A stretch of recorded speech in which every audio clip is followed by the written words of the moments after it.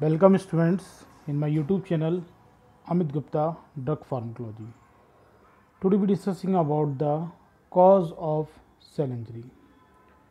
जैसे previous video में आपने देखा था कॉज ऑफ इंजरी, उसमें भी देखा होगा। और उसके अलावा प्रीवियस वीडियो जो है सेल इंजरी का सेल इंजरी और सेल एडेप्टेशन का, उसमें आपके कुछ कॉज ऑफ सेल इंजरी के साथ साथ सेल इंजरी का इंट्रोडक्शन भी था कि what is the cell injury की इंट्रोडक्शंस के अलावा कॉज ऑफ सेल इंजरी। लेकिन ये इसका अपडेट वॉल्यूम है, ये इसमें आपका थोड़ा सा अपडेटेशन किया गया है। It is a new video for the cell injury, तो इसको आप अच्छे समझना, ठीक है। क्योंकि वो जो वीडियो आप जो देख रहे थे वो आपका पहले का वीडियो था, लेकिन ये मैं लेटेस्ट सा वीडियो अपलोड कर रहा हूँ। और ये आपका इसको आप अच्छे से लेके चलना, क्योंकि इसमें कुछ मैंने अपडेटेशन की हुई है, ठीक है। Update and new video of cell injury part first, इसमें कॉज ऑफ सेल इंजरी हम पढ़ेंगे, ठीक है। तो बेसिकली पहले स्टार्ट करते हैं, सेल इंजरी क्या है। Cell injury occur as a result of physical, chemical, biological loss और as a result of vital substrate deficiency. यानी कि सेल इंजरी किसी सेल के अंदर इंजरी हो रही है, सेल के अंदर टूट फूट हो रही है, वो क्यों होती है? या तो फिजिकली उसमें कोई स्ट्रेस पड़ा हो, या केमिकली उसमें कोई ऐसी रिएक्शन हुई हो, या फिर बायोलॉजिकली कोई उसमें सबस्टेंस लॉस हो गया हो, ख़त्म हो गया हो, या ब्रेकडाउन हो गया हो, या फिर कोई वाइटल सबस्टेंस है उसकी डिफिशियंसी हो गई है। तो ये सभी चारों कारण होते हैं जिसकी वजह से सेल की इंटीग्रिटी खराब हो जाती है, सेल का स्ट्रक्चर खराब हो जाता है, सेल अपना प्रॉपर फंक्शन रेगुलेट नहीं कर पाती है। उस सिचुएशन को आप बोलते हैं सेल इंजरी। तो सेल इंजरी क्यों हो रही है? फिजिकल स्ट्रेस की वजह से, केमिकल स्ट्रेस की वजह से, केमिकल कोई डिफिशियंसी हुई, या केमिकली कोई रिएक्शन हो गई है, बायोलॉजिकल लॉस की वजह से, बायोलॉजिकल कोई प्रोडक्ट है वो बन नहीं पा रहा है, या उसकी डिफिशियंसी हो गई है, या फिर वो लॉस हो गया है या डिस्ट्रॉय हो गया है, और या फिर वाइटल सबस्टेंस की डिफिशियंसी। जो वाइटल सबस्टेंस जो सेल की ग्रोथ के लिए, सेल की मेटाबॉलिक रिएक्शन के लिए ज़रूरी होते हैं, वो ख़त्म हो गए हैं, वो नहीं है, उनकी डिफिशियंसी हुई है, उस वजह से सेल इंजरी हो जाती है। तो सेल इंजरी को डिफाइन करें तो क्या है? Cell injury is defined as a variety of stress is cell encountered as a result of changing in its internal external environments। यानी कि सेल इंजरी को हम डिफाइन ऐसे कर सकते हैं कि cell injury is define as, cell injury को ऐसे प्रभावित कर सकते हैं कि जो सेल है बहुत सारे वैरायटी ऑफ स्ट्रेस जो है उसको झेल रही है, बहुत सारे वैरायटी ऑफ स्ट्रेस को इनकाउंटर कर रही है, बहुत सारे स्ट्रेस पड़ रहे हैं, केमिकल स्ट्रेस पड़ रहा है, कोई ऑक्सीजन डिफिशियंसी की स्ट्रेस पड़ रहा है, मतलब कुल मिला के उससे प्रेशराइज किया जा रहा है डिफरेंट तरीके से। केमिकल डिफिशियंसी हो गई, या कोई केमिकल उसे डिस्ट्रॉय करने लगा, या किसी सब्सटेंस डिफिशियंसी हो गई। उस वजह से क्या होता है? As a result of changing in its internal और एक्सटर्नल इन्वायरमेंट, जिसकी वजह से क्या होते हैं, इसके बाहर और इसके अंदर के इन्वायरमेंट चेंज हो जाते हैं, जिसकी वजह से सेल अपना प्रॉपर फंक्शन नहीं कर पाती है और उसका शेप मेंटेन नहीं हो पाता है। यानी कि अगर सेल के अंदर और बाहर वाले इन्वायरमेंट चेंज हो जाए तो उस कंडीशन क्या बोलते हैं हम? Cell injury. अंदर इंटरनल इन्वायरमेंट का मतलब है as result of change in internal external environment. बाहर का और अंदर का इन्वायरमेंट चेंज होने की वजह से सेल पे क्या पड़ेगा? बहुत सारे स्ट्रेस पड़ता है। वो स्ट्रेस की वजह से जो स्ट्रेस इनकाउंटर सेल कर रही होगी, तो उस वजह से सेल के अंदर फंक्शनली और स्टोरली चेंज हो जाते हैं। उस कंडीशन क्या बोलते हैं हम? सेल इंजरी बोलते हैं, ठीक है। ये क्लियर हो गया वो सेल इंजरी क्या है? वैरायटी ऑफ स्ट्रेस पड़ने की वजह से। और वैरायटी ऑफ स्ट्रेस क्यों पड़ रहे हैं? क्योंकि सेल के अंदर और सेल के बाहर का इन्वायरमेंट क्या हो गया? चेंज हो गया है, as a result of changing in its internal और एक्सटर्नल इन्वायरमेंट। नेक्स्ट आते हैं, the term cell injury is use to indicate a state in which capacity of physiological adaptation is exceed. This may occur when the stimulus is excessive और when the cell is no longer capable to adapt without suffering some form of damage. तो इसे समझते हैं क्या है।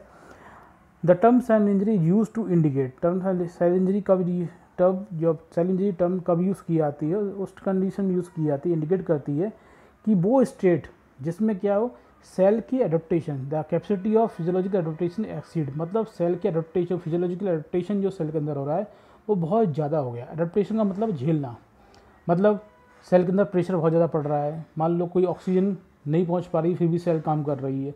Oxygen deficiency cell काम कर रही है, तो क्या है? सेल पे प्रेशर पड़ रहा है।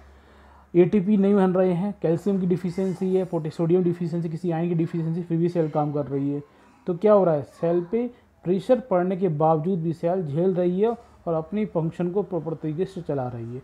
लेकिन जब एक्सीडेड हो जाएगा, मतलब बहुत ज़्यादा ये स्ट्रेस बढ़ता चला जाएगा, मतलब कैल्शियम की बहुत ज़्यादा कमी हो गई, ऑक्सीजन की बहुत ज़्यादा कमी हो गई, इस तरह के और कोई न्यूरोकेमिकल और कोई केमिकल्स जो सेल के अंदर ज़रूरी होता है वो भी बहुत कम हो गया। जब बहुत ही ज़्यादा एक्सीड होती चली जाएगी तो उस कंडीशन सेल के फंक्शन इफेक्ट होते हैं और सेल का स्ट्रक्चर इफेक्ट होता है, जिस कंडीशन में हम क्या बोलते हैं, सेल इंजरी। ठीक है, this may occur when the stimulus is excessive, मतलब ये कब होगा, जब स्टिमुलस जो होते हैं, जो सेल के फंक्शन को अफेक्ट करते हैं बहुत ज़्यादा एक्सेसिव अमाउंट में बढ़ गए हों, when the cell is no longer capable to adapt without suffering some form of damage। तो जब क्या होगा, when the cell is no longer, सेल अब इससे ज़्यादा नहीं झेल सकती, cell is no longer capable to adapt, adaptation मतलब उसको इससे ज़्यादा अडेप्ट नहीं कर सकती, without suffering from of damage, without उसके बिना उस नहीं झेल पाएगी, और उसकी झेल तभी पाएगी जब उसके अंदर कुछ ना कुछ डैमेजिंग हो जाएगी या कुछ पार्ट उसका फंक्शनल उसके डिफिशिएंसी हो जाएंगी, मतलब तभी वो झेल पाएगी without suffering some from of, without कुछ डैमेज किए हुए वो उसे नहीं झेल पाएगी, मतलब जो प्रेशर पड़ रहा है उसको रेगुलेट नहीं कर पाएगी। ठीक है, the capacity of adaptation and sensitivity to difference type of injury vary according to the cell type. अच्छा, इससे पहले मैं आपको बताऊँ, ये सेल इंजरी को आप ऐसे समझ सकते हैं, जैसे कोई बैलून है, बैलून क्या है, एक बैलून को आप मान लीजिए सेल है, अब बैलून को हम बाहर से प्रेशराइज करे जा रहे हैं, तो प्रेशराइज करेंगे तो क्या है, बैलून पिचकते जा रहा है, और प्रेशराइज कर रहे हैं तो क्या होगा, एक जगह क्या होगा, बैलून फट जाएगा। वही यहाँ पर हो रहा है, सेल के ऊपर बहुत प्रेशर डाला जा रहा है, सेल को कैल्शियम नहीं मिल रहा है, सेल को ऑक्सीजन नहीं मिल रही है, सेल को डिफरेंट आइंस नहीं मिल रहे हैं, लेकिन सेल फिर भी काम करी जा रही है, लेकिन एक सिचुएशन ऐसी आएगी कि उसके बिना वो काम नहीं कर सकती। अब उसे चाहिए कैल्शियम, उसे चाहिए ऑक्सीजन, अगर नहीं मिलेगी तो क्या होगा, सेल के अंदर डैमेजिंग होना शुरू हो जाती है, और जो डैमेजिंग जो होती है उसी कंडीशन क्या बोलते हैं, सेल इंजरी। समझिए हो गए आसान भाषा में। आगे देखते हैं, the capacity of adaptation and sensitivity to difference type of injury vary according to the cell type, such as example mitochondrial cells and neurons are highly sensitive to the ischemic injury and hepatocytes are more sensitive to the chemical than ischemic injury। मतलब क्या है कि cell के capacity of adaptation and sensitivity to difference type of injury vary according to the cell type, मतलब cell की adaptation, cell की झेलने की क्षमता और सेल की डिफरेंट टाइप की इंजरी होने के चांसेस उसके सेल के टाइप पर डिपेंड करता है। सेल किस टाइप की है, उस सेल के अलग टाइप होंगे, सेल जिस टाइप की होगी उसकी झेलने, उसकी एडेप्टेशन की कैपेसिटी अलग होगी और उसकी सेंसिटिविटी भी अलग होगी, और सेंसिटिविटी और एडेप्टेशन की कैपेसिटी अलग अलग होने की वजह से उनकी इंजरी भी क्या होगी, अलग अलग टाइप की होगी। जैसे क्या है, मायोकार्डियल सेल्स हैं और न्यूरॉन्स हैं, उनकी वो हाईली सेंसिटिव किसकी होती है, इस्केमिक इंजरी की। इस्केमिक इंजरी क्या है, लैक ऑफ ऑक्सीजनेटेड ब्लड, अगर ऑक्सीजनेटेड ब्लड ब्रेन तक नहीं पहुंच पाएगा तो क्या वो न्यूरॉन्स डैमेज होना शुरू हो जाते हैं। इसी तरीके से जो आपकी मायोकार्डियल सेल्स हैं, हार्ट की सेल्स है, वहाँ पर अगर ऑक्सीजनेटेड ब्लड नहीं पहुंच पाएगा मायोकार्डियल सेल्स तक, तो मायोकार्डियल सेल्स भी क्या होंगी, डैमेज हो जाएगी। यानी कि सेल इंजरी, जो मायोकार्डियल सेल की इंजरी ज़्यादा आसानी से हो जाती है जब वहाँ पर ऑक्सीजनेटेड ब्लड नहीं पहुँच पाता। यानी इस्केमिक इंजरी का मतलब क्या है, इस्केमिक इंजरी का मीन्स है कि लैक ऑफ ऑक्सीजनेटेड ब्लड की वजह से जो इंजरी होती है, ऑक्सीजन ब्लड उन सेल तक, किसी सेल तक ऑक्सीजन ब्लड ना पहुंच पाए और वो सेल डैमेज हो जाएं, तो उस टाइप की इंजरी क्या बोला जाएगा, इस्केमिक इंजरी। तो यानी कि मायोकार्डियल सेल्स आसानी से डैमेज हो जाएंगी, लैक ऑफ ऑक्सीजन ब्लड, और न्यूरॉन्स भी, हमारे ब्रेन की न्यूरॉन्स भी अगर ऑक्सीजन ब्लड नहीं पहुँचेगा तो भी क्या होते हैं, डैमेज हो जाते हैं। इसी तरीके से हेपेटोसाइट अलग टाइप की सेल्स हैं, वो बहुत सेंसिटिव होते हैं केमिकल्स के, अगर ऑक्सीजन ब्लड नहीं पहुंचा तो इतनी डैमेज होगी। लेकिन अगर कोई टॉक्सिक केमिकल्स या कोई टॉक्सिक मेटाबोलाइट्स अगर हेपेटोसाइट सेल्स में पहुंच गया तो हेपेटोसाइट सेल्स क्या होगी, ईजिली डैमेज हो जाती है। तो ये तो बात हुई whole introduction of cell injury. अब आते हैं कॉज ऑफ सेल इंजरी, क्या क्या कारण हो सकते हैं जिसकी वजह से सेल में इंजरी होती है। तो variety of factor may be responsible for the cell injury, the important factor are following. क्या क्या फैक्टर हो सकते हैं, नंबर 1 हाइपोक्सिया या इस्चेमिया बोलते हैं, number 2 physical agents, number 3 chemical agent and drugs, number 4 microbial agents, number 5 immunological agents, number 6 nutritional derangements, number 7 ageing, number 8 psychogenic disease, number 9 iatrogenic disease iatrogenic factors, और number 10th and last is the idiopathic disease. ये सभी कारण हैं जिसकी वजह से क्या होती है, सेल के अंदर इंजरी होगी, सेल डिस्ट्रॉय होगी। और हमने पहले भी आपको बता चुका हूँ कि आपको जब फर्स्ट सेमेस्टर में दिखाया था, बताया था कि कई सारी सेल मिलकर क्या बनाती हैं, टिश्यू बनाती हैं, और कई सारे टिश्यू मिलकर बनाते हैं एक ऑर्गन बनाते हैं, और कई सारे ऑर्गन मिलकर एक सिस्टम बनाते हैं, और सिस्टम मिलकर एक बॉडी बनाते हैं। यानी कि कोई सेल के अंदर इंजरी होगी तो सेल की इंजरी होने की वजह से क्या होगा, वो टिश्यू भी अफेक्टेड होगा। अगर कोई टिश्यू अफेक्टेड हो रहा है तो उस वजह से वो ऑर्गन भी अफेक्टेड होगा जिसमें ये सेल प्रेजेंट है।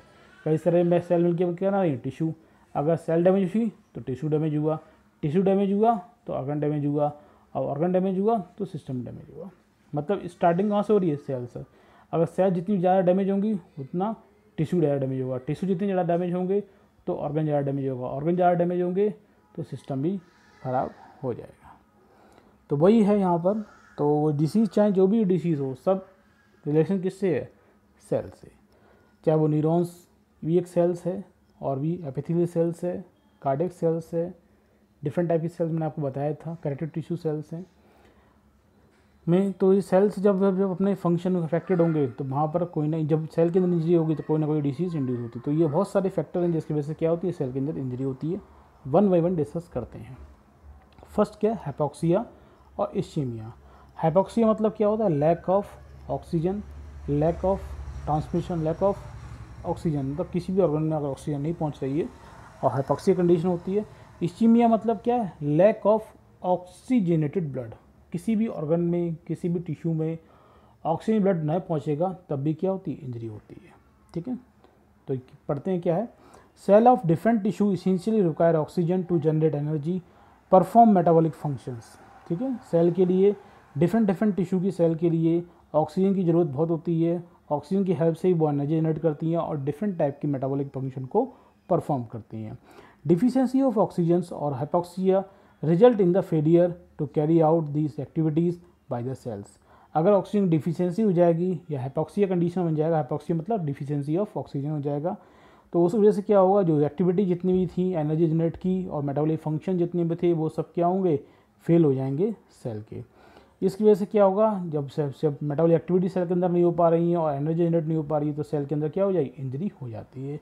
यानी hypoxia is the most common cause of cell injury. अब hypoxia may result from the following. Hypoxia क्यों होगा, लैक ऑफ ऑक्सीजन टिश्यू या सेल्स में क्यों हो जाती है, उसके दो कारण हो सकते हैं। पहला क्या है, the most common mechanism of hypoxia cell injury is reduce the supply of blood to cell due to the interruptions, जैसे कि इस्चीमिया। मतलब पहला क्या काम है, पहला हाइपोक्सिया इंजरी होने का पहला कारण क्या होता है कि जो ऑक्सीजन ब्लड होता है वो किसी ऑर्गन या किसी सेल में प्रॉपर तरीके से नहीं पहुँच पा रहा है, उसका क्या इंटरप्शन हो रहा है, वो प्रॉपर तरीके से आगे नहीं बढ़ पा रहा है, उस वजह से इंजरी होती है। जैसे एग्जांपल क्या, इस्चीमिया। इस्चीमिया मैंने बताया था आपका, जो पार्ट, वो ऑर्गन पार्ट जहाँ पर ऑक्सीजन ब्लड सप्लाई नहीं हो पा रहा है, जब नहीं हो पाएगा तो क्या होगा, वहाँ पे हाइपोक्सिया होगी। जब हाइपोक्सिया होगी तो इस हाइपोक्सिया इंड्यूस सेल इंजरी हो जाती है। दूसरा कारण क्या है, however the hypoxia may result from other cause as well as example disorder of oxygen carrying RBC, the oxygen carrying RBC such as anemia, carbon monoxide poisoning, heart disease, lung disease, increased demand of tissue। इसके अलावा hypoxia का होने के कारण एक अलग hypoxia होने के कारण और भी हो सकते हैं, जिसमें disorder of oxygen carrying RBC. RBC में कोई भी डिसऑर्डर हो, आरबीसी का कोई भी डिसऑर्डर हो जो ऑक्सीजन कैरी भी करती है, तो उस वजह से भी क्या हाइपोक्सिया हो सकती है। जैसे एनीमिया का पेशेंट हो तो भी हाइपोक्सिया हो सकती है, किसी को कार्बन मोनोऑक्साइड की पॉइजनिंग हो गई है तो भी क्या होगा, हाइपोक्सिया हो सकता है। हार्ट डिसीज़ के कारण भी हाइपोक्सिया हो सकता है। लंग डिसीज़, हार्ट डिसीज़ मतलब प्रॉपर तरह ब्लड पंप नहीं कर पा रहा है तो भी ऑक्सीजन नहीं पहुंच पाएगी। लंग डिसीज़ है, लंग्स कोई प्रॉपर तरीके आप ऑक्सीजन को इनहेल नहीं कर पा रहे हैं तभी ऑक्सीजन ट्रांसपोर्ट नहीं हो पाएगी तो भी क्या हाइपोक्सिया हो सकता है। Increase the demand of tissue, किसी टिश्यू के में ऑक्सीजन डिमांड बहुत ज़्यादा बढ़ रही है लेकिन वहाँ ब्लड की सप्लाई उतनी पूरी नहीं हो पा रही, डिमांड बहुत बढ़ती जा रही है तो डिमांड की पूर्ति जो नॉर्मल थी वो नहीं है, डिमांड नॉर्मल से बहुत ज़्यादा हो गई है, तब भी क्या हुआ, वहाँ हाइपोक्सिया के कारण इंजरी होने के चांसेस बढ़ गए। तो ये हो गया आपका पहला कारण, पहला reason, hypoxia ischaemia is the major responsible for the cell injury. Next आते हैं फिजिकल एजेंट्स की वजह से सेल इंजरी होती है। फिजिकल एजेंट्स की वजह से क्या है, physical agents is a causing to disease are under S, जैसे मैकेनिकल ट्रॉमा, कोई अगर रोड एक्सीडेंट हो जाए तो उसकी वजह से क्या होगा, फिजिकली लॉस हुआ तो यानी कि सेल के वहाँ टूट फूट हो जाएगी, चोट आएगी, ट्रॉमा होगा, तो उस वजह से सेल की इंजरी होती है। इसी तरह थर्मल ट्रॉमा, अगर हीट या बहुत ज़्यादा ठंडे से या बहुत ज़्यादा गर्म होने से कोई चोट लगी है, कोई इंजरी हुई है, तो उसमें भी क्या होंगी, सेल इंजरी हो जाती है। इलेक्ट्रिसिटी, करंट लगने से भी सेल इंजरी हो जाती है। रेडिएशन, बहुत ज़्यादा हैवी अल्ट्रावायलेट रेड या आयनाइज जो रेडिएशन होते हैं वो अगर हमारी स्किन या किसी ऑर्गन पर पड़ते हैं तो उसकी सेल क्या होंगी, डैमेज हो जाएंगी, तो वही फिजिकल एजेंट्स होते हैं। और इसी तरह rapid change in atmosphere pressure, बहुत ज़्यादा चेंज, एटमॉस्फेयर प्रेशर बहुत ज़्यादा बढ़ जाए, बहुत ज़्यादा कम हो जाए, उस कारण भी क्या होती है, सेल में इंजरी हो जाती है। तो ये सब फिजिकल फैक्टर्स हैं जिसकी वजह से क्या होती है, सेल की इंजरी हो रही है, चाहे मैकेनिकल ट्रॉमा हो, थर्मल ट्रॉमा हो, इलेक्ट्रिसिटी हो, रेडिएशन हो और rapid change in atmosphere pressures. Next कहते हैं केमिकल एंड ड्रग, उसकी वजह से भी क्या हो रहा है, सेल इंजरी होती है। Even as increasing list of chemical agent, ever increasing list of chemical agents drugs may cause cell injury. बहुत सारी लिस्ट, बहुत लंबी, बहुत बड़ी लिस्ट, बहुत ज़्यादा अमाउंट में क्या है, बहुत ज़्यादा अमाउंट में लिस्ट ऑफ केमिकल्स हैं जो सेल बहुत सारे लिस्ट, मतलब एक तरह से कह सकते हैं बहुत सारी अमाउंट में लिस्ट ऑफ केमिकल हैं और ड्रग हैं जो कि सेल इंजरी के लिए रिस्पॉन्सिबल होते हैं। कुछ एग्जांपल हम यहाँ दे रहे हैं, important example including here chemical poison, जैसे साइनाइड है, आर्सेनिक है, मरकरी, अगर कोई ले ले तो उस वजह से क्या होगी, सेल कोई ना कोई बॉडी की सेल खराब हो गई, सेल होने से क्या हो गई, साइनाइड पॉइजन जैसी कंज्यूम हो जाती है। स्ट्रॉन्ग एसिड और स्ट्रॉन्ग अल्कलाई जो सोल्यूशन हैं ये भी क्या है, हमारी सेल को डैमेज करते हैं। इन्वायरमेंटल पॉल्यूटेंट्स, अगर पॉल्यूटेंट्स हमारे इन्वायरमेंट में बहुत ज़्यादा पॉल्यूटेंट है, बहुत ज़्यादा पॉल्यूशन है, वो भी क्या हुआ, सेल को डैमेज करता है। इंसेक्टिसाइड, पेस्टिसाइड, इंसेक्टिसाइड जो मच्छरों को मारने वाले जितने भी केमिकल होते हैं, पेस्टिसाइड जो खेतों में लगाते हैं हम केमिकल, जिसकी वजह से पेस्टिसाइड को ख़त्म किया जाता है, वो सब भी क्या होते हैं, हमारी बॉडी या सेल में पहुँचे तो वहाँ भी क्या होंगे, इनको डैमेज करेंगे। ठीक है, इसी तरीके oxygen at high concentration oxygen continue अगर कहीं पे जब सप्लाई की जाएगी तो वो भी क्या है, सेल वहाँ पर डैमेज हो सकती है। हाइपरटोनिक ग्लूकोज और साल्ट सोल्यूशन में अगर दे दिया जाए तो भी क्या होगा, सेल की इंटीग्रिटी खराब होगी, सेल डैमेज होने लगेगी। जैसे आपने देखा होगा, मैंने आपको पहले बताया था कि आइसोटोनिक सोल्यूशन, जितने भी आपके सोल्यूशन जो आते हैं, जो IV रूट से दिए जाते हैं, सभी क्या होते हैं, आइसोटोनिक होते हैं, मतलब हमारी ब्लड की टोनसिटी और उनकी टोनसिटी सेम होगी। अगर हाइपरटोनिक सोल्यूशन दिए जाएँ तो जो देने के बाद क्या होगा, वहाँ की सेल क्या होंगे, डैमेज होना शुरू हो जाएंगी। यानी हाइपरटोनिक ग्लूकोज और साल्ट सोल्यूशन, यानी ब्लड में जो ग्लूकोज अमाउंट है उससे ज़्यादा ब्लड ग्लूकोज, उससे ज़्यादा अमाउंट कंसनट्रेशन में ग्लूकोज भी अगर हम इन्फ्यूज़ कर दें या उसी तरीके से concentration hypertonic salt solution infuse कर दें तो क्या होगा, सेल डैमेज होना शुरू हो जाती हैं। सोशल एजेंट्स जैसे अल्कोहलिक और नार्कोटिक ड्रग्स होती हैं। अल्कोहल का बहुत ज़्यादा कंजप्शन कोई पेशेंट कर रहा है, कोई पसंद कर रहा है तो अल्कोहल क्या होगा, लिवर की सेल डैमेज करना शुरू कर देता है। नार्कोटिक ड्रग्स भी ऐसी हैं, जो नार्कोटिक ड्रग्स होती हैं जो हमारी नींद इंड्यूस करती हैं, हम नशा प्रोड्यूस करती हैं, जो जैसे बेंजोडाइपिन्स हैं, बार्बिट्यूरेट्स हैं, ये सभी हमारे ब्रेन के सेल्स को अफेक्ट करते हैं, ब्रेन की सेल को डैमेज करते हैं। इसी तरीके से थेरेपेटिक एडमिनिस्ट्रेशन ऑफ ड्रग होती हैं। बहुत सारे ड्रग हैं जो हम थेरेपेटिक के लिए यूज़ करते हैं, लेकिन अगर लॉन्ग टाइम इनका यूज़ किया है तो वो क्या होगा, कहीं ना कहीं सेल को अफेक्ट आती है। जैसे पैरासीटामोल को लॉन्ग टाइम दिया जाए और लास्ट डोज में दिया जाए। पैरासीटामोल को अगर किसी पेशेंट को लॉन्ग टाइम तक प्रिस्क्राइब करते हैं और लार्ज अमाउंट ऑफ डोज में प्रिस्क्राइब करते हैं तो वो क्या करेंगे कि लीवर की सेल्स हैं उसको अफेक्ट करते हैं, जिससे जॉइंटिस जैसी प्रॉब्लम हो जाती है। तो ये तो बात हुई किसके, केमिकल और drug induced cell injury. Next आपका मैक्रोबियल एजेंट्स हैं, वो भी सेल इंजरी करते हैं। Injury by microbes include infections cause by bacteria, rickettsia, virus, fungi, protozoans, metazoa and other parasites. और बहुत सारे माइक्रोब्स हैं जो हमारी सेल को अफेक्ट करते हैं, सेल को इंजर्ड करते हैं, जिसमें आपका बैक्टीरिया है, रैक्टिशिया है, वायरस है, फंजाई है, प्रोटोजोआ है, मेटाजोआ है, अदर पैरासाइट्स हैं। इसके अलावा इम्यूनोलॉजिकल एजेंट्स होते हैं। इम्यूनोलॉजिकल मतलब हमारी बॉडी की जो इम्यूनिटी प्रोड्यूस करने वाले एजेंट हैं वो भी क्या करते हैं, सेल इंजरी के लिए रिस्पॉन्सिबल होते हैं। इम्यूनिटी क्या है, एक तरह से immunity is a good edge sorry double edged sword, मतलब क्या है, एक तरह से इम्यूनिटी जो है वो दो डबल धारी, मतलब कहते हैं दो धारी तलवार है एक तरह से, जो क्या करेगी, एक तो हमें हमें तो इन्फेक्शन से बचाती भी जाती है, लेकिन कभी कभी क्या है हमें ही काट देती है। कहते हैं दो धारी तलवार मतलब क्या है, दुश्मन को नुकसान तो पहुँचाए साथ में हमें भी नुकसान पहुँचाए। तो इम्यूनिटी एक क्या है, डबल एज सॉर्ड है, ये दो धारी तलवार है। It protect host against various injurious agents, मतलब होस्ट के लिए यानी हमें बहुत सारे इंजीरियस एजेंट से बचाने का काम करती है। But it may also turn lethal and cause cell injury, जबकि इसके अलावा वो क्या है, हमारे लिए हार्मफुल हो सकती है, हमारी सेल को भी इंजरी कर सकती है। जैसे हाइपरसेंसिटिव रिएक्शंस होती हैं, कोई इनमें ड्रग खाई, कुछ हमने लिया, तो उससे में क्या हाइपरसेंसिटिव रिएक्शन होने से क्या हमारा इम्यूनिटी सिस्टम बहुत ज़्यादा हाइपर एक्टिव होने की वजह से क्या होती है, हाइपरसेंसिटिव रिएक्शन होती है। हाइपरसेंसिटिव रिएक्शन में ड्रग एलर्जी, जो ड्रग एलर्जी का आपने सुना होगा, ड्रग की एलर्जी, किसी ने कुछ ड्रग खाई और वो एलर्जी हो इंड्यूस हो गई। तो एलर्जी क्यों इंड्यूस हो रही है, जो हमने ड्रग खाई वो हमारी इम्यूनिटी ने उसके अगेंस्ट में क्या वो हाइपर रिस्पॉन्स दे दिया, जिसकी वजह से क्या होती है, हाइपर सेंसिटिव रिएक्शन होती है। इसी तरह एनाफिलैक्टिक रिएक्शंस, एनाफिलैक्टिक रिएक्शंस भी ऐसी होती हैं, अगर किसी ने कोई नई ड्रग दी है या फिर कुछ उल्टा सीधा उसने खा लिया, जैसे अफीम ज़्यादा खा ली, किसी ने गांजा तरह कुछ ज़्यादा खा लिया, या कोई ड्रग नई ड्रग दी, जैसे पेनिसिलिन है, किसी को सूट करती है किसी को सूट नहीं करती है।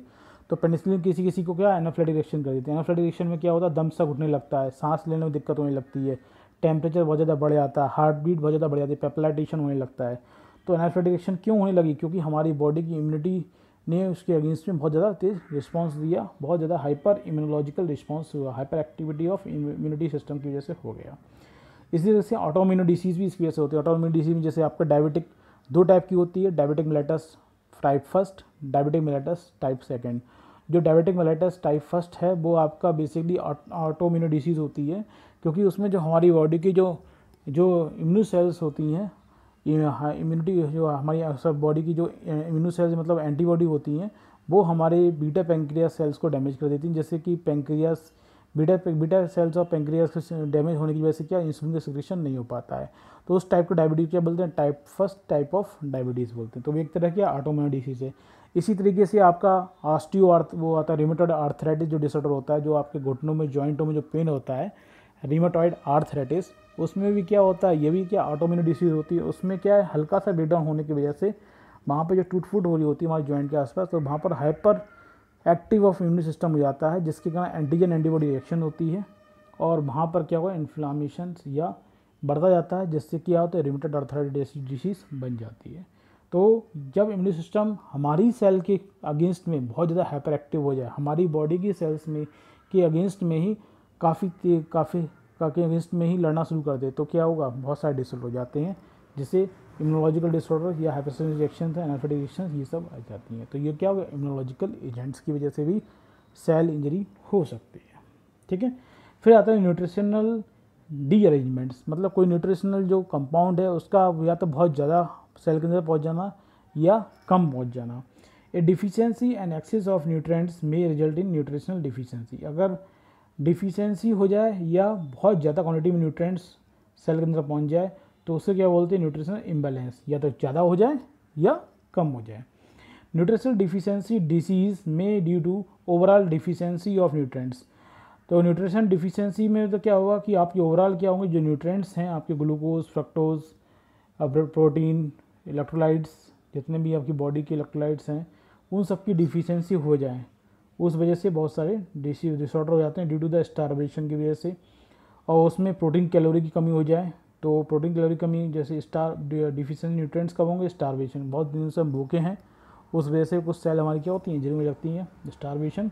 प्रोटीन कैलोरी बहुत कम होने लगी, उसमें मर्नियस क्वार्सियर का डिसऑर्डर होता है, जिसमें प्रोटीन की कैलोरी हम कम ले रहे हैं, प्रोटीन की डिफिशियंसी हो जाती है, उस वजह से डिसऑर्डर हो जाते हैं।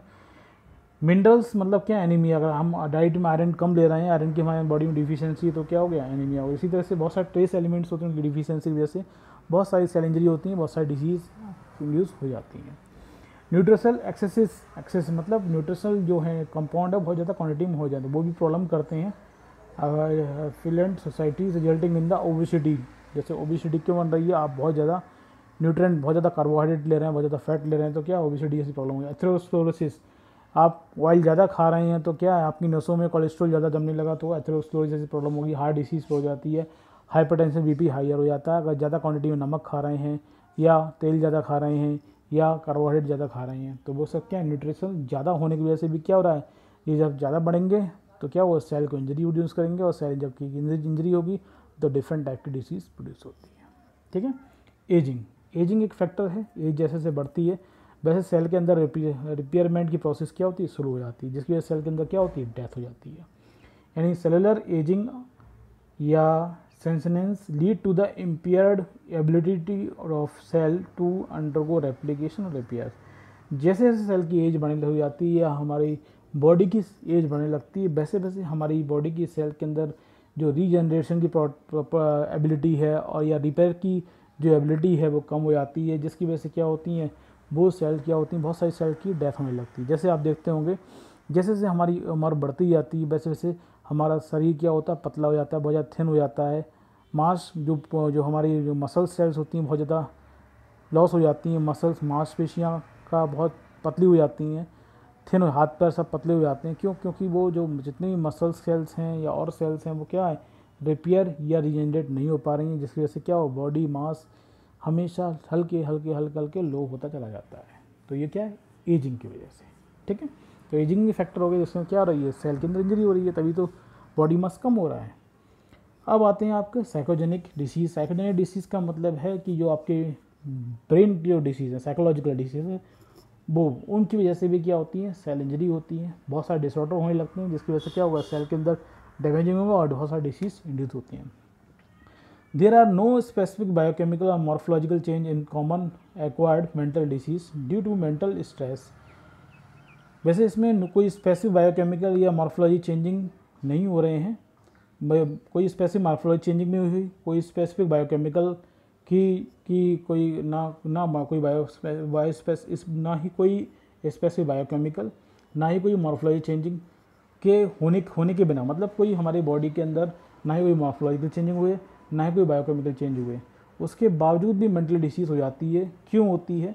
बहुत ज़्यादा स्ट्रेस हम ले रहे हैं, स्ट्रेन ले रहे हैं, एंजाइटी हो रही है हमारे पास में, ओवरवर्क बहुत ज़्यादा काम करने में लगे हुए हैं, फ्रस्ट्रेशन हमें हो रहा है। तो ये सब जो mental stress, strain, anxiety, overwork करना, फ्रस्ट्रेशन होना किस चीज़ से, तो उस वजह से क्या होते हैं, बहुत सारे डिसऑर्डर होते हैं, डिप्रेशन, सिजोफ्रेनिया। डिप्रेशन सिजोफ्रेनिया में क्या होगा, जो हमारे न्यूरॉन्स हैं, वो न्यूरॉन्स जो सेल्स हैं वो प्रॉपर फंक्शन प्ले अपना नहीं कर पाएंगे, उन पर भी क्या पड़ता है, प्रेशर पड़ता है। और बहुत ज़्यादा प्रेशर होने की वजह से वो न्यूरॉन्स जो सेल है, नर्व सेल है, वो अपना प्रॉपर फंक्शन नहीं करेगी, तो उस वजह से डिप्रेशन के मरीज हो जाता है, सिजोफ्रेनिया मरीज हो जाता है। जबकि कोई भी हमारी ना बॉडी में बायोकेमिकल की चेंजिंग हुई, ना मॉर्फोलॉजी चेंजिंग हुई, लेकिन स्ट्रेस की वजह से, एंजाइटी की वजह से, ओवरलोड काम बहुत ज़्यादा ओवरलोड वर्क करने की वजह से, फ्रस्ट्रेशन की वजह से क्या होने लगा, मेंटली प्रेशर पड़ने की वजह से क्या हुआ, डिप्रेशन, सिजोफ्रेनिया हो रहे हैं, जो हमारे न्यूरॉन्स की सेल को अफेक्ट करते हैं, फंक्शन अफेक्ट करते हैं, और ओवरऑल बाद में क्या होता है, न्यूरॉन्स डैमेज होना शुरू हो जाते हैं और डिफरेंट टाइप के मेंटल डिसऑर्डर प्रोड्यूस हो जाते हैं, जैसे डिप्रेशन हो या सिजोफ्रेनिया। फिर आता है इट्राजेनिक डिसीज़, इट्राजेनिक कॉज। ये बेसिकली क्या होते हैं, there are some disease as well as death attribute to a iatrogenic cause, जिसे ऑनिंग टू फिजिशियन कहते हैं। एक तरह से आप समझ लीजिए क्या है, इट्राजेनिक कॉजेज बेसिकली वो हैं कि जो फिजिशियन या कोई ट्रीटमेंट से कारण डिसऑर्डर हो रहे हैं। इट्राजेनिक डिसीज़ का कॉज मतलब क्या है, किसी फिजिशियन ने किसी डिसीज़ का ट्रीटमेंट किया और किसी डिसीज़ का ट्रीटमेंट के कारण दूसरी डिसीज़ इंड्यूस हो गई या दूसरी कोई सेल इंजरी हो गई, तो वो क्या है, इट्राजेनिक कॉज है। जैसे एग्जांपल आपको सबसे अभी का टाइम के एग्जांपल दें, जैसे आपने देखा कोविड-19 ट्रीटमेंट चल रहा था पेशेंटों का, तो कोविड-19 ट्रीटमेंट में डेक्सामेथासोन जो कॉर्टिकोस्टेरॉइड्स है, वो डॉक्टरों ने, फिजिशियन ने बहुत प्रेस्क्राइब किए। तो उनका मेन जो डेक्सामेथासोन का काम था, वो देने का पर्पस यही था कि जो हाइपर इन्फ्लामेशन जो हमारी लंग्स के अंदर हो रहा था उसको सप्रेस करना, और ज़्यादा लंग्स के अंदर इन्फ्लामेशन ज़्यादा होगा, ज़्यादा कफ बनेगा, ज़्यादा म्यूकस बनेगा, ज़्यादा स्वेलिंग होगी, तो क्या वो डेथ हो सकती है। तो फिजिशियन ने क्या किया, उस स्वेलिंग को, लंग्स के अंदर स्वेलिंग ना हो, ज़्यादा म्यूकस ना बने, उसके लिए क्या हुआ, इन्होंने इन्फ्लामेशन को कंट्रोल करने के लिए डेक्सामेथासोन प्रिस्क्राइब किया। लेकिन डेक्सामेथासोन यानी कॉर्टिकोस्टेरॉइड जब लॉन्ग ज़्यादा क्वांटिटी में दिया गया, कंटिन्यू दिया गया, तो हमारी बॉडी की क्या हुई, इम्यूनिटी की थोड़ी सी लॉस होने लगी, जिसकी वजह से black fungus, white fungus, yellow fungus जैसे डिसऑर्डर सामने आने लगे। तो इस टाइप की जो डिसऑर्डर, जिस टाइप की जो सेल इंजरी हो रही है, सेल इंजरी होने के कारण जो डिसऑर्डर हो रहे हैं, वाइट फंगस, ब्लैक फंगस, जो इन्फेक्शन हो रहे हैं जिसमें सेल डैमेज हो रही है, तो इस टाइप के डिसीज़ को का जो कारण होता है उसे क्या बोलते हैं, इट्राजेनिक कॉजेस। मतलब किसी का ट्रीटमेंट कर रहे हैं और उसके कारण कोई दूसरी डिसीज इंड्यूस हो रही है। There are the some disease as well as death attribute to the iatrogenic causes. मतलब इट्राजेनिक का मतलब क्या हुआ, जो फिजिशियन से जो इंड्यूस हुई कुछ डिसीज़ होती हैं, कुछ डेथ होती हैं, उसको हम इट्राजेनिक कॉजेस कहते हैं। अभी आपको सामने आ रहा है, आज ही कल में न्यूज़पेपर में आपने देखा था, लिखा हुआ कि डेक्सामेथासोन को बैन किया गया है, रेमडेसिविर जो इंजेक्शन आया था उसको भी बैन किया गया, जबकि उसका बहुत ज़्यादा यूज़ किया रहा था। मतलब उससे ये भी कुछ रिजल्ट निकले हैं कि उनके ज़्यादा यूज़ करने की वजह से भी डेथ हुई है, ये रिपोर्टेड हुआ है। तो वो क्या इट्राजेनिक कॉज है। तो ये चीज़ें इट्राजेनिक कॉज में आती हैं, इनको लोग कम कंसिडर करते हैं, लेकिन कभी कभी बहुत ज़्यादा हार्मफुल हो जाती हैं सोसाइटी के लिए। नेक्स्ट है आपका आइडियोपैथिक डिसीज़। इसमें आइडियोपैथिक मतलब क्या है, अननोन कॉज, जिसका हमें रीजन नहीं पता है, उसकी वजह से भी सेल इंजरी हो रही है, इसका रीजन कुछ पता नहीं है। जैसे example, most of form of hypertension जो होता है, ब्लड प्रेशर होता है, वो आइडियोपैथिक होता है, जिसका ब्लड प्रेशर क्यों हो रहा है उसका कोई रीजन पता नहीं होता है। क्यों ब्लड प्रेशर हो रहा है, तो ब्लड प्रेशर हो रहा है, क्यों ब्लड प्रेशर क्यों बढ़ रहा है, उसका कोई रीजन नहीं है, जिसका कोई रीजन पता ही नहीं है, उसको क्या बोलते हैं, आइडियोपैथिक डिसीज़ कह सकते हैं। ये आइडियोपैथिक डिसीज़ की वजह से क्या हो गया, बहुत सारी सेल के फंक्शन अफेक्टेड हो गए। अब कुछ लोग क्या सोच रहे होंगे, सर ने बहुत चीज़ें बता दी, इसमें डिसऑर्डर भी हैं, डिसीज़ भी हैं, असली क्या है। देखिए, जो first, second, third, fourth, fifth और सिक्स्थ जो हैं, 6, 7 तक तो हैं, वो आपके हर तरह से आपके सेल को अफेक्टेड कर रहे थे। लेकिन जो 8 है, psychogenic disease, iatrogenic factors, idiopathic disease, इन तीनों 8, 9, 10 इसमें क्या है, ये इनडायरेक्टली सेल को डैमेज करते हैं। जैसे साइकोजेनिक डिसीज़ में क्या हुआ, आपका स्ट्रेस बढ़ा, स्ट्रेस बढ़ने से क्या हुआ, न्यूरॉन सेल डैमेज होना शुरू हो जाते हैं, जिससे बहुत सारी डिसीज हो जाती हैं। तो न्यूरॉन सेल डैमेज हुई ना, तो न्यूरॉन सेल की इंजरी हुई। इट्राजेनिक फैक्टर क्या है कि आपके जो ड्रग की थेरेपी, ड्रग की किसी हमने डिसऑर्डर की थेरेपी की, किसी और डिसऑर्डर को ठीक करने के लिए कोई ड्रग दी, उससे कारण क्या, किसी और टाइप की सेल की डैमेजिंग होने लगी, तो उससे डिसीज़ हुई, तो उससे क्या बोला, इट्राजेनिक फैक्टर्स। आइडियोपैथिक डिसीज़ मतलब क्या है, किसी कारण अननोन है और किसी कारण नहीं पता है, लेकिन जो जिसका डिसीज़ कारण नहीं पता हो, उस डिसीज़ में भी क्या वो कोई ना कोई सेल अफेक्टेड हो रही होगी, तो वो क्या आइडियोपैथिक डिसीज़। क्योंकि मैंने आपको पहले बता दिया था कि every organ of the cells is made of cell, every organ of the body is made of cell. यानी सेल से क्या होना है, टिश्यू से क्या होना है, ऑर्गन से क्या होना है, सिस्टम।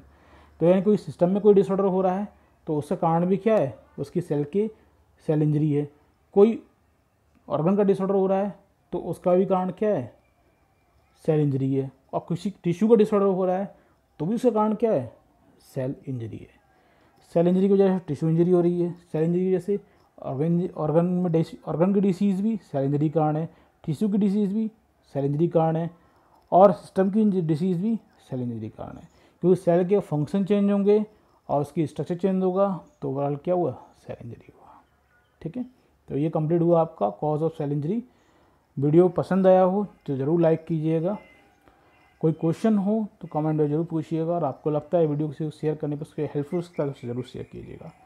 ठीक है, और आपने अब तक चैनल को सब्सक्राइब नहीं किया हो, चैनल को जरूर सब्सक्राइब कीजिए। नेक्स्ट वीडियो मिलेंगे, तब तक के लिए थैंक यू।